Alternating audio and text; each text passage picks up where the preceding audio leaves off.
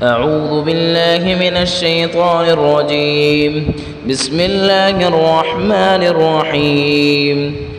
يا أيها الناس قد جاءتكم موعظة من ربكم وشفاء لما في الصدور وهدى ورحمة للمؤمنين. لوگو، تمہارے پاس ایک ایسی چیز آئی ہے جو تمہارے پروردگار کی طرف سے ایک نصیحت ہے اور دلوں کی بیماریوں کے لیے شفا ہے اور ایمان والوں کے لیے ہدایت اور رحمت کا سامان ہے۔ قل بفضل الله وبرحمته فبذلك فليفرحوا هو خير مما يجمعون۔ اے پیغمبر، کہو کہ یہ سب کچھ اللہ کے فضل اور رحمت سے ہوا ہے، لہٰذا اسی پر تو انہیں خوش ہونا چاہیے، یہ اس تمام دولت سے کہیں بہتر ہے جسے جمع کر کر کے رکھتے ہیں۔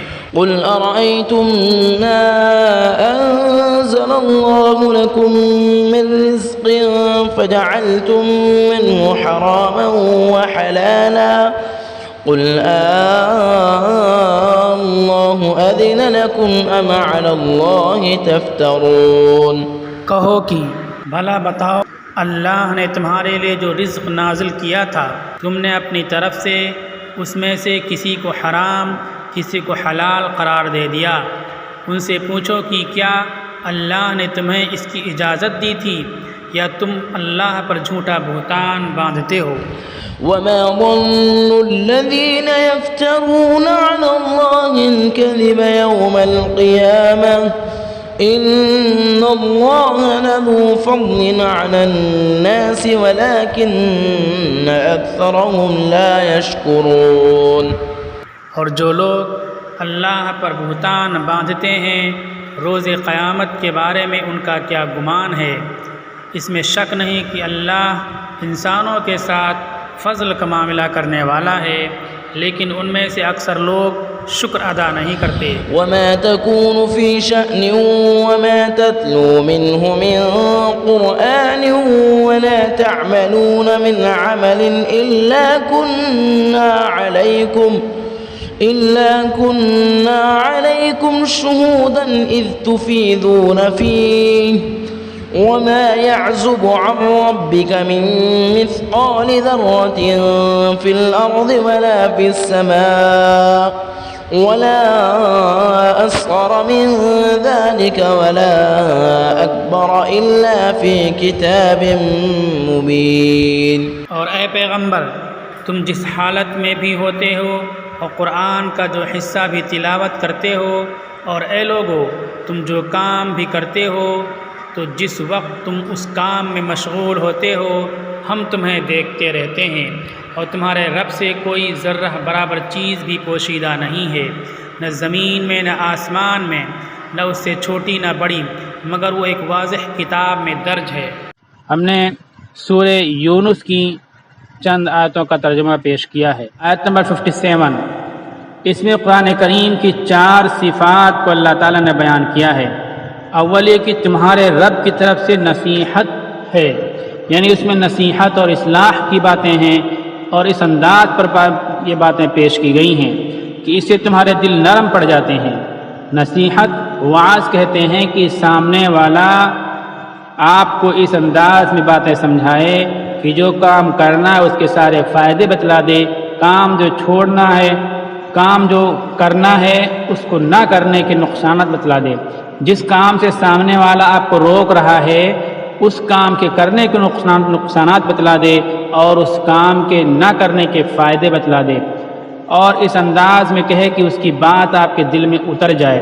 کوئی حاکم، کلیکٹر، جج آپ کو سمجھائے یا کسی ملزم کو سمجھائے کہ بیٹا ایسا نہیں کرنا چاہیے، تم کو ایسا کرنا چاہیے، ایسا کرنے کے یہ فائدے ہیں اور نہ کرنے کے یہ نقصان ہیں، ایسا نہیں کرنا چاہیے، نہ کرنے کے یہ فائدے ہیں اور کرنے کے یہ نقصان ہیں۔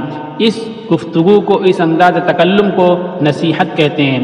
کلیکٹر اور حاکم سمجھائے تو ملزم اور مجرم کتنی سنجیدگی کے ساتھ متانت کے ساتھ اور سیریسلی اس کی بات کو لے گا اور اس کی زندگی کس طرح تبدیل ہوگی۔ اللہ تعالیٰ کہتے ہیں من ربکم، یہ کلیکٹر حاکم کی طرف سے نہیں، دنیاوی حکام کی طرف سے نہیں، بلکہ تمہارے پروردگار کی طرف سے یہ نصیحت ہے۔ اب سوچئے کتنی اہم ہو جاتی ہے نصیحت، اور کتنی عظیم ہو جاتی ہے، کتنی خیر خواہی اور کتنی نرمی مودت اس کتاب کے اندر بھری ہوئی ہے۔ پہلی چیز یہ نصیحت ہے، دوسری یہ کہا گیا کہ یہ دل کے لیے شفا، یعنی دل میں شکوک و شبہات کے جو کانٹے غلط فہمیوں کی وجہ سے چبھتے ہیں یا پروپیگنڈا کے ذریعے چبھائے جاتے ہیں، قرآن مجید انہیں نکال دیتا ہے۔ یہ تو شکوک و شبہات ایمان، اسلام، دین اور مذہب کے تعلق سے ہیں، ان کو دور کرتا ہے۔ اس کے علاوہ جسمانی طور پر بھی جو بیماریاں ہوتی ہیں، جسمانی طور سے مراد باہری بیماریاں اور ہارٹ فزیکل ڈیزیز جو ہوتی ہیں، ان کے لیے بھی قرآن شفا ہے اور اس سے لوگوں کو فائدہ پہنچتا ہے۔ اس پر بے شمار مثالیں ہیں جو اپنی آنکھوں سے دیکھی ہوئی بھی ہیں اور کتابوں میں پڑھی ہوئی بھی ہیں، کہ جو لوگ عقیدت و محبت کے ساتھ قرآن کی تلاوت کرتے ہیں اور اللہ سے دعا کرتے ہیں، انہیں بیماریوں سے شفا ملتی ہے اور وہ شفا یاب ہوتے ہیں جسمانی بیماریوں سے۔ اور جو روحانی بیماریوں میں مبتلا ہیں، وہ لوگ بھی جب قرآن کریم کی تلاوت کرتے ہیں تو ان کی روحانی بیماریاں بھی ٹھیک ہو جاتی ہیں۔ تیسری چیز یہ بتلایا ہدا، یہ ہدایت ہے، ہادی و رہنما ہے، زندگی کے تمام شعبوں میں انسانیت کو صحیح طرز عمل، درست رویہ، دنیا و آخرت کے لیے مفید طریقے زندگی کی رہنمائی کرتا ہے۔ چوتھی چیز یہ رحمت ہے، اللہ تعالیٰ کی بہت بڑی نعمت ہے۔ قرآن مجید کی برکت سے اس امت کو خیر امت کا درجہ حاصل ہوا ہے، اور قرآن کو پوری انسانیت تک پہنچانا اس امت کی ذمہ داری ہے۔ قیامت تک کار نبوت کی ادائیگی کی ذمہ دار ہے یہ امت۔ چونکہ قرآن مجید آخری کتاب ہے، اس کے بعد کوئی کتاب آنے والی نہیں ہے، اس لیے امت اجتماعی عذاب سے محفوظ ہے۔ یہ ساری رحمتیں، نعمتیں یقیناً قرآن مجید کی برکت سے حاصل ہوئی ہیں، لیکن جیسے بارش ہر زمین پر ہوتی ہے مگر اس کا نفع زمین کے اسی ٹکڑے کو پہنچتا ہے جس میں بارآور ہونے کی صلاحیت بھی ہو، اسی طرح قرآن مجید کی ان صفات سے وہی لوگ فیض پاتے ہیں جو قرآن پر ایمان بھی رکھتے ہیں۔ اسی لیے قرآن کی ان صفات کو بیان کرنے کے بعد آخر میں اللہ تعالیٰ نے فرمایا للمؤمنین، یعنی ایمان، اہل ایمان ہی اس سے فیض یاب ہوتے ہیں، اس سے فائدہ اٹھاتے ہیں۔ قل بفضل اللہ وبرحمتہ فبذلک فلیفرحوا، یہاں دو الفاظ کہے گئے، فضل اللہ یعنی اللہ کا فضل، اور رحمت یعنی اللہ کی رحمت۔ بعض نے ان دونوں سے ایک ہی معنی مراد لیا، یعنی قرآن مجید، اور بعض نے دونوں سے الگ الگ معنی مراد لیے ہیں۔ چنانچہ حضرت عبداللہ ابن عباس اور حضرت ابو سعید خدری رضی اللہ عنہما سے روایت ہے کہ فضل سے قرآن مجید مراد ہے اور رحمت سے اسلام مراد ہے۔ انہی دونوں سے یہ بھی منقول ہے کہ فضل سے قرآن اور رحمت سے مسلمانوں کو ایمان کی توفیق میسر آنا مراد ہے۔ حسن بصری رحمۃ اللہ علیہ اور کچھ بزرگوں سے منقول ہے کہ فضل سے مراد ایمان ہے اور رحمت سے مراد قرآن ہے۔ مشہور مفسر علامہ ابن کثیر نے فضل سے ہدایت اور رحمت سے دین حق مراد لیا ہے۔ سب کا ماحصل یہ ہے کہ مسلمانوں کو غیر مسلموں کی جمع کی ہوئی دولت دنیا پر ریجھنا نہیں چاہیے، یہ تو متاع فانی ہے۔ اللہ نے ان کو قرآن مجید اور ایمان کے جس نعمت سے نوازا ہے وہ اس سے کہیں بڑھ کر ہے۔ عام طور پر مفسرین نے فضل اور رحمت سے رسول اللہ صلی اللہ علیہ وسلم کی مراد ہونے کا ذکر نہیں کیا ہے، لیکن اگر اس سے قرآن اور رسول اللہ کی ذات کو مراد لیا جائے تو اس کی بھی پوری گنجائش ہے، کیونکہ قرآن میں نبوت محمدی کو فضل سے تعبیر کیا گیا ہے، ذالک فضل اللہ یؤتیہ من یشاء، اور رسول اللہ صلی اللہ علیہ وسلم کو تمام عالم کے لیے رحمت بنا کر بھیجا گیا ہے۔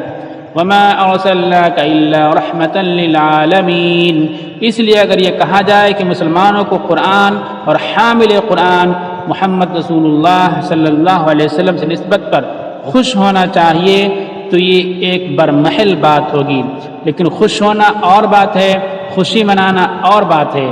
فرحت کے معنی خوش ہونے کے ہیں اور اسی سے فلیفرحوا ماخوذ ہے، تفریح کے معنی خوش کرنے کے ہیں، اس میں ایک حد تک خوشی منانے کا مفہوم پایا جاتا ہے۔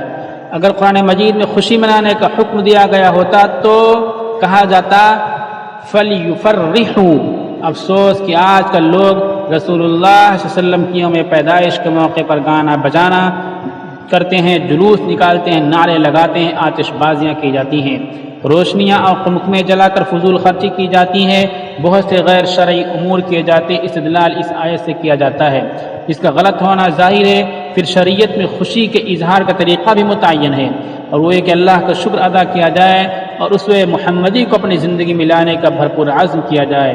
حد یہ ہے کہ بعض لوگوں نے 12 ربیع الاول کو عید کا نام دے دیا ہے، بعض مقامات پر خطبہ بھی دیا جا رہا ہے اور 2 رکعت نماز بھی پڑھی جا رہی ہے، حالانکہ جب بعض صحابہ کے دل میں خیال آیا کہ ایرانیوں کی طرح نیروز اور مہرجان کے تہوار منائے جائیں تو آپ نے اسے پسند نہیں فرمایا اور کہا کہ ہمارے لیے عید کے 2 دن مقرر ہیں، عید الفطر اور عید الاضحیٰ۔ نسائی کتاب الصلاۃ حدیث نمبر 1556۔ اس کے بعد مزید ایک عید کا اضافہ کرنا اور اس میں خطبہ و نماز کا سلسلہ قائم کرنا کیسا درست ہو سکتا ہے؟ یقیناً یہ بدعت ہے۔ آپ صلی اللہ علیہ وسلم نے ارشاد فرمایا کہ ہر بدعت گمراہی ہے، ہر گمراہی انسان کو دوزخ تک لے جاتی ہے۔ کل محدثۃ بدعہ وکل بدعۃ ضلالہ۔ ابو داؤد حدیث نمبر 4657۔ اللہ تعالی ہدایت عطا فرمائیں اور محبت رسول کے نام پر ایسے کام کرنے سے بچائیں جو خود رسول اللہ صلی اللہ علیہ وسلم کی ناراضگی کا باعث ہیں۔ اس آیت سے بھی معلوم ہوا کہ مومن کے لیے اصل خوشی کا موقع وہ ہے جب دینی و روحانی اعتبار سے اسے کوئی چیز حاصل ہو۔ دنیا کی نعمتوں پر خوش ہونا اگرچہ ایک فطری بات اور جائز ہے، لیکن مسلمانوں کے لیے حقیقی خوشی کا موقع نہیں ہے۔ قرآن مجید میں ایک اور موقع پر خوش ہونے سے منع کرتے فرمایا گیا لا تفرح ان اللہ لا يحب الفرحین، لیکن وہاں فرحت اترانا مراد ہے، یعنی کوئی اچھی چیز حاصل ہو جائے تو اس پر اترانا نہیں چاہیے، خوش ہونے کا ایسا انداز نہ ہو کہ دوسروں کی تحقیر ہوتی ہو۔ وما ظن الذین یفترون علی اللہ الکذب یوم القیامہ، لوگ کچھ چیزوں کو حرام کچھ چیزوں کو حلال اپنی طرف سے کر لیا کرتے تھے، اس سلسلے میں یہ آیت ہے، یعنی حلال حرام کرنا، جائز ناجائز قرار دینا اللہ تعالیٰ ہی کا حق ہے، کیونکہ اسی نے انسان کو پیدا کیا ہے اور خالق ہی کا حق ہے کہ مخلوق کے لیے اس کی صلاحیت اور ضرورت کو دیکھتے ہوئے قانون بنائے۔ اسلام کی نظام سیاست کی بنیاد یہی ہے کہ قانون بنانا اصل میں اللہ تعالیٰ کا حق ہے، انسان کا کام اس کو نافذ کرنا ہے۔ زمانے جاہلیت میں لوگ اپنے طور پر بعض جانوروں کو حلال اور بعض کو حرام کر لیا کرتے تھے۔ سورہ انعام آیت نمبر 138 تا 143 میں اس کا ذکر ہے۔ اس آیت میں بھی اسی طرف اشارہ ہے۔ وَمَا تَكُونُ فِي شَأْنٍ وَمَا تَتْلُو مِنْهُ مِنَ الْقُرْآنِ، اس آیت میں رسول اللہ صلی اللہ علیہ وسلم کی دلداری کی گئی کہ آپ کفار و مشرکین کی عداوتوں اور سازشوں سے رنجیدہ اور غمگین نہ ہوں، کیونکہ اللہ تعالیٰ کی نگہبانی آپ کے ساتھ ہے، اور جب خالق خود کسی کے نگہبان ہو تو اگر تمام مخلوق مل کر بھی اس کی دشمن ہو جائے تب بھی اس کو نقصان نہیں پہنچا سکتی ہے۔ اس میں یہ بھی تاکید کی گئی اور تاکید کی سطح بات بتلائی گئی کہ کائنات کی ہر چیز ذرہ ذرہ اللہ کے علم میں ہے، کوئی چیز اللہ سے مخفی نہیں ہے۔ اس لیے جو لوگ اللہ پر ایمان رکھتے ہیں اور ایمان کی دولت سے جن کے سینے آباد ہیں، وہ زندگی کے تمام معاملات میں اور تمام حالات میں اللہ تعالیٰ کو ہمیشہ حاضر و ناظر جان کر کے اپنے کاموں کا انجام دیا کریں۔ اگر ہماری یہ سوچ بن جائے تو ہمارا کردار، ہماری گفتار، ہمارا بولنا بیٹھنا اٹھنا، تمام معاملات اور عقود 100% سنت اور شریعت کے مطابق ہو جائیں گے، اور جب ہم اللہ کو حاضر ناظر جان کر کے اپنے تمام عقود و معاملات کریں گے تو ظاہر سی بات ہے اللہ کے خوف کے نتیجے میں ہمارے معاملات میں پاکیزگی آئے گی، وہیں اللہ تعالیٰ کی نصرت، اللہ تعالیٰ کی فتوحات اور اللہ تعالیٰ کی طرف سے مدد بھی ہم کو ملے گی، اور ہمارے کاروبار میں برکتیں بھی ہوں گی، اللہ کی رحمتیں بھی ہمارے شامل حال ہوں گی۔ اس لیے ہمارے سامنے یہ آیت ہونی چاہیے کہ جہاں اس آیت میں رسول اللہ صلی اللہ علیہ وسلم اور اہل ایمان کی حفاظت کی ہدایت اور اعلان کیا گیا، اسی طرح سے اہل ایمان جب دین معاملات شریعت اور سنت کے مطابق کریں گے تو اہل ایمان پر براہ راست اللہ تعالیٰ کی رحمتوں کی نزول کا بھی اعلان ہے۔ اللہ تعالیٰ عمل کی توفیق عطا فرمائے۔